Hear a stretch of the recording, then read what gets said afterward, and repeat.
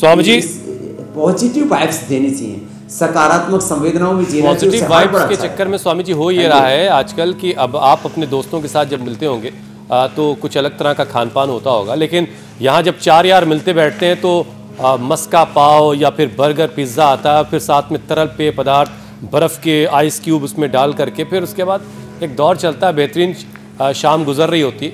अब इससे होता स्वामी जी है कि वज़न भी बढ़ रहा होता है, इसकी खबर भी नहीं लगती है। तो एक सेशन बड़ा ज़रूरी है कि वज़न कंट्रोल में रहे। तो देखो, ये जो आज के बच्चों में और ख़ास करके जवानों में जो पार्टीबाजी में लोग उलझ जाते हैं ना, देर रात तक 12-12 बजे तक, 2-2 बजे तक, कहीं तो 4-4 बजे तक, पहले उल्टा पुल्टा खाना पीना, फिर नशा करना, फिर इसके आगे तो जो है वो दुराचार व्यभिचार, उसको तो कहा भी नहीं जा सकता यहाँ। इन सब चक्करों में देश का बचपन, देश की जवानी तबाह हो रही है। तो जिनको भी ओबेसिटी है, एक तो देखो खड़े होकर के ये जो रनिंग कर सकें, सूर्य नमस्कार कर सकें, बहुत अच्छी बात है।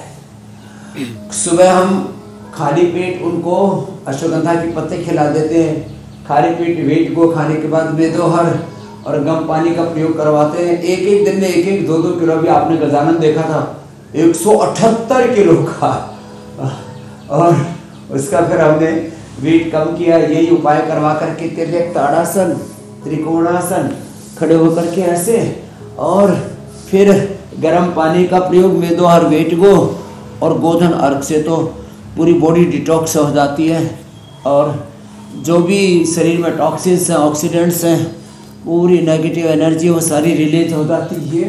और ये धीरे धीरे एक एक अभ्यास 10-10-20 बार से शुरू करके 25-50, 100 बार तक खड़े होकर के ये अभ्यास जिनसे बन पाए उनसे सूर्य नमस्कार, और जिनसे सूर्य नमस्कार नहीं बन पाता है उनसे हम खाली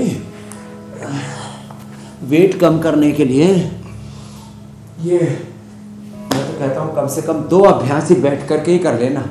ये ऐसे थोड़ी निरंतरता चाहिए, थोड़ा सा अनुशासन चाहिए, थोड़ा सा उत्साह चाहिए, और